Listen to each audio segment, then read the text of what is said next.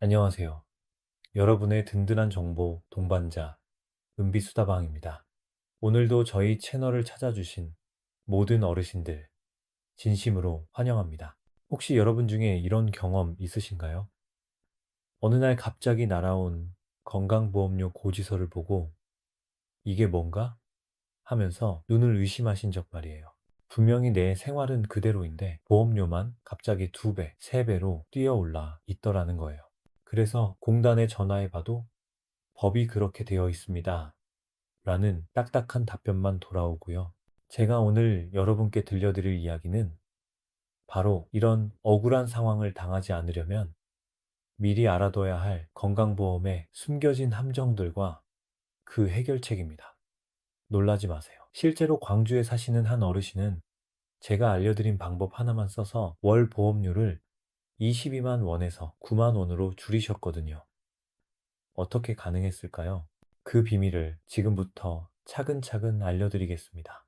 끝까지 들어보시면 여러분도 분명히 아, 이런 게 있었구나 하시면서 당장 실천해보고 싶어지실 거예요. 오늘 하루만 집중해서 들어보시면 평생 써먹을 수 있는 정말 값진 정보를 얻으실 수 있습니다. 어느 날 갑자기 날아든 청천벽력, 실제로 겪으신 분들의 이야기부터 들려드릴게요. 전주에 사시는 73세 최덕순 어르신의 사연입니다. 최 어르신은 지난 35년간 한 회사에서 성실하게 일하시다가 8년 전에 정년 퇴직하셨어요. 퇴직 후에도 국민연금과 개인연금, 그리고 조금씩 모아둔 적금 이자로 나름 안정적인 노후를 보내고 계셨죠. 그런데 올해 초부터 뭔가 이상했어요. 건강보험료가 조금씩 오르기 시작한 거예요. 처음에는 물가가 오르니까 보험료도 좀 오르겠지 하고 넘어가셨는데 몇 달 지나고 보니 심상치 않았어요. 퇴직 직후에는 월 12만 원 정도였던 보험료가 어느새 21만 원까지 올라 있더라고요. 최 어르신이 너무 황당해서 건강보험공단에 전화하셨어요. 제 소득은 오히려 줄었는데 왜 보험료가 자꾸 오르는 거예요? 담당자의 답변은 이랬어요. 어르신께서 받으시는 개인연금과 적금 이자가 늘어났고 거주하시는 아파트 시세도 올라서 재산세 과세 표준이 증가했습니다. 그래서 보험료도 함께 오른 겁니다. 최 어르신은 어이가 없었어요. 내가 개인연금을 더 많이 받으려고 한 것도 아니고 적금도 만기가 되어서 자동으로 이자가 들어온 건데 왜 보험료를 더 내야 하느냐? 집값은 더더욱 내가 올린 것도 아닌데 말이다. 하지만 제도는 가차 없었어요. 모든 소득과 재산을 합쳐서 보험료를 매기는 게 지역 가입자의 현실이었거든요. 더 기가 막힌 사례도 있어요. 포항에 사시는 71세 김금자 어르신 이야기예요.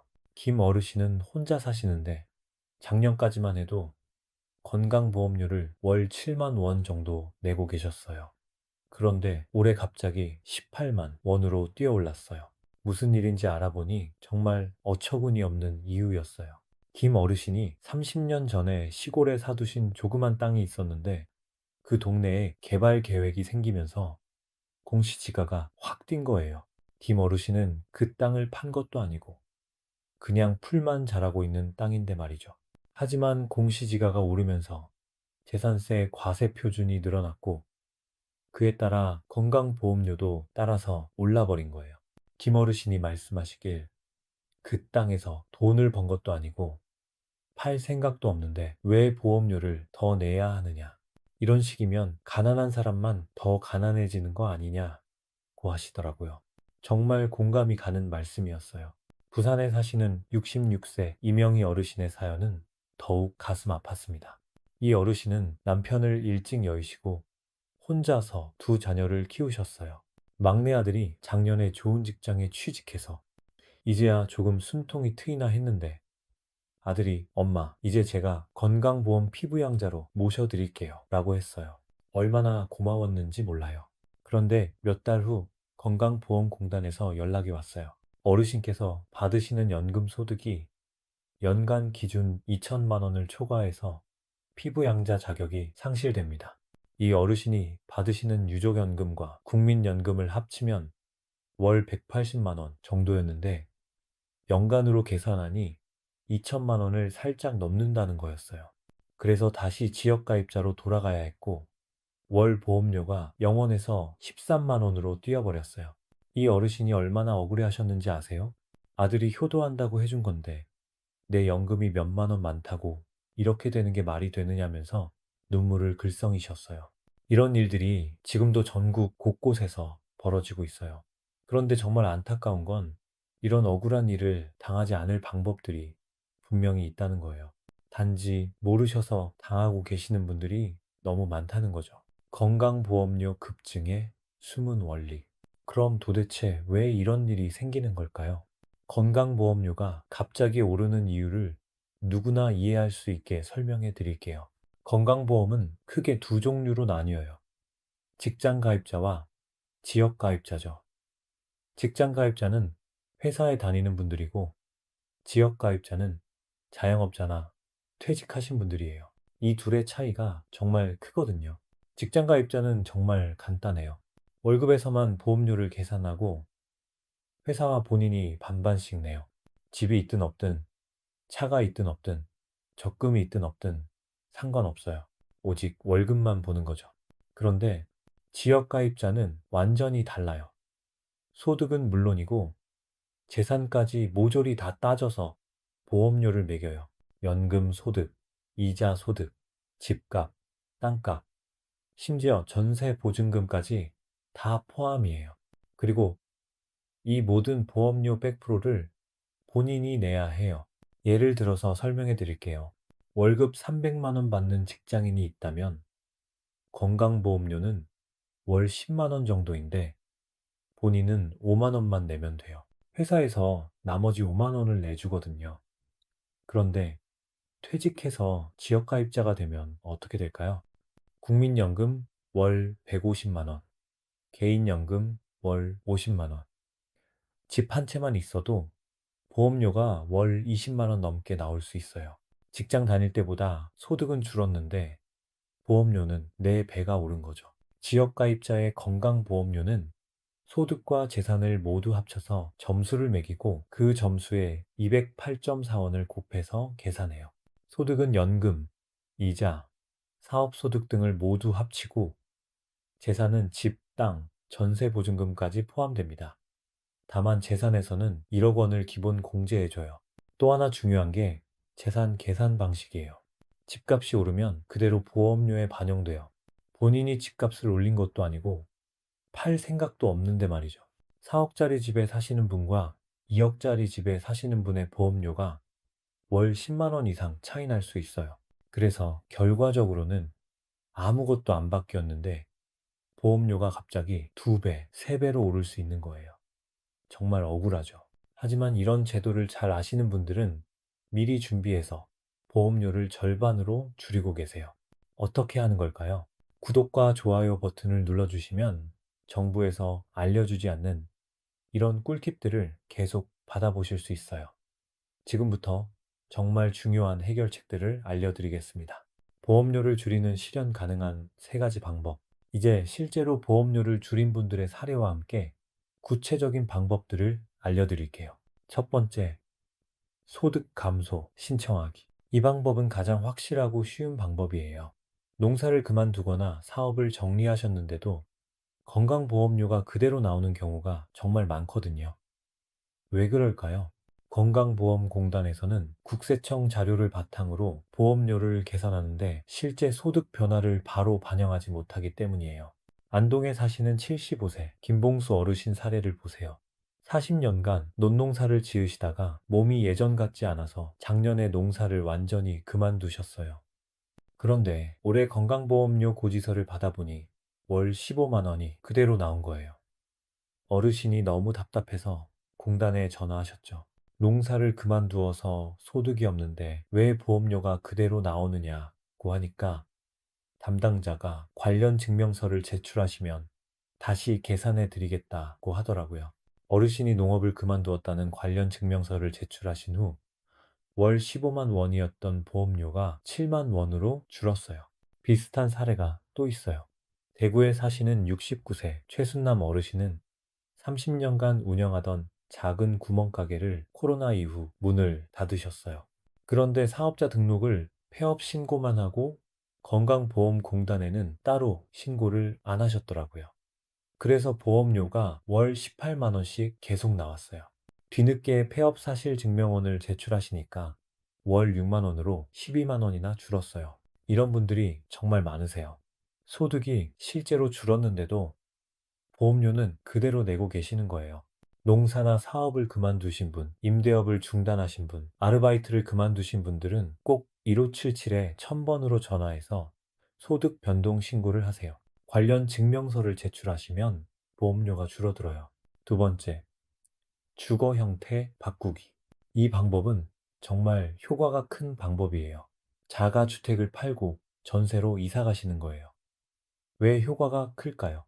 건강보험료를 계산할 때 집은 100%다 재산으로 잡히는데 전세 보증금은 30%만 재산으로 계산하거든요. 구체적으로 설명해 드릴게요. 4억짜리 집에 사시는 분이 계시다고 해보세요. 이 집의 재산세 과세 표준이 2억 4천만 원이라면 여기서 기본공제 1억 원을 빼고 1억 4천만 원이 건강보험료 계산에 들어가요. 그런데 이 집을 팔고 3억 원 전세로 이사 가시면 어떻게 될까요? 3억 원의 30%인 9천만 원만 재산으로 계산해요. 기본공제 1억 원을 받으면 재산이 아예 0원이 되는 거죠. 그 결과 재산 때문에 나오던 보험료가 완전히 없어져요. 천안에 사시는 박정자 어르신이 실제로 이 방법을 쓰셨어요. 3억 5천만 원 아파트에 사시다가 2억 8천만 원 전세로 이사 가신 후 월 보험료가 11만 원이나 줄었거든요. 물론 집을 파는 게 쉬운 결정은 아니지만 노후 자금도 마련하면서 보험료도 크게 줄일 수 있는 방법이에요. 세 번째, 주택 대출 공제 신청. 이건 2022년 9월부터 새로 생긴 제도인데 많은 분들이 모르고 계세요. 집을 샀거나 전세를 구할 때 대출 받으신 분들은 그 대출금을 건강보험료에서 빼주는 거예요. 어떤 경우에 가능한지 말씀드릴게요. 집값이 공시가격 5억 원 이하이고 실제로 살기 위해서 받은 대출이어야 해요. 주택담보대출이나 전세자금 대출 모두 해당돼요. 그럼 얼마나 빼주느냐? 집을 가지고 계신 분은 최대 5천만 원까지, 전세나 월세로 사시는 분은 최대 1억 5천만 원까지 공제해줘요.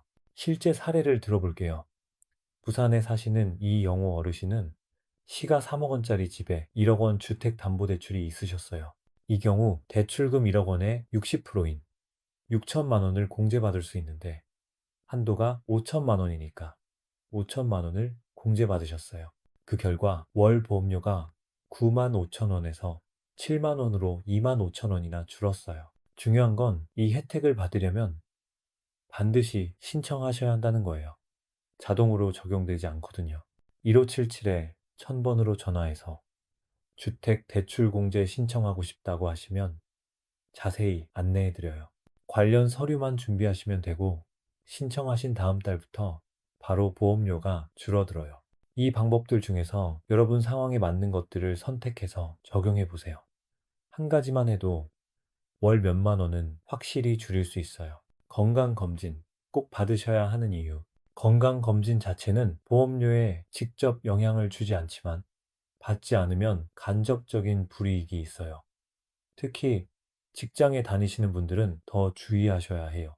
직장 건강검진을 받지 않으면 사업주에게 최대 1000만 원, 근로자 본인에게는 최대 300만 원의 과태료가 부과될 수 있어요. 지역가입자인 어르신들에게는 과태료는 없지만 건강관리 차원에서 2년에 한 번씩은 꼭 받으시는 게 좋습니다. 1577에 1000번으로 전화해서 가까운 검진기관을 안내받으시고 신분증만 가져가시면 돼요.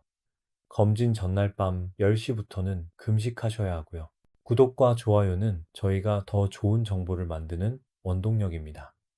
댓글로 여러분의 상황을 말씀해 주시면 어떤 방법이 가장 적합한지 조언도 해드릴게요.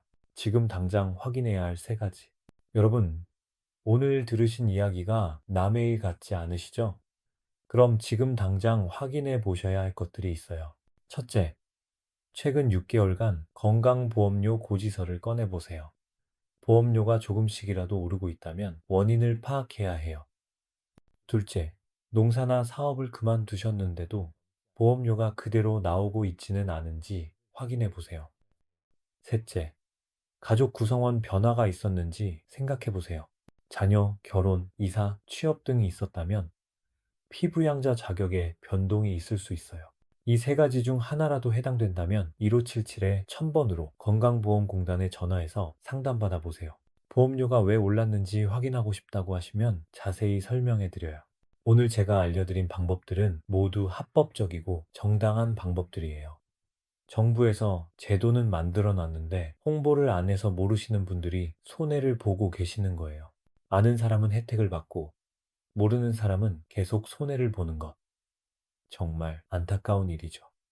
얼마 전에 아시는 분이 말씀하시길 덕분에 월 보험료가 15만 원 줄었다.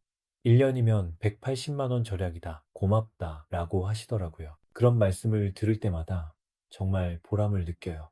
이런 정보를 혼자만 알고 계시지 마시고 주변 어르신들에게도 꼭 알려주세요. 함께 잘 사는 게 진짜 잘 사는 거잖아요. 오늘도 끝까지 들어주셔서 진심으로 감사드립니다. 여러분의 건강하고 여유로운 노후를 위해 은비수다방이 항상 함께하겠습니다. 구독, 알림 설정하시고 기다려주세요. 오늘도 건강하고 행복한 하루 보내시길 바라며 안녕히 계세요.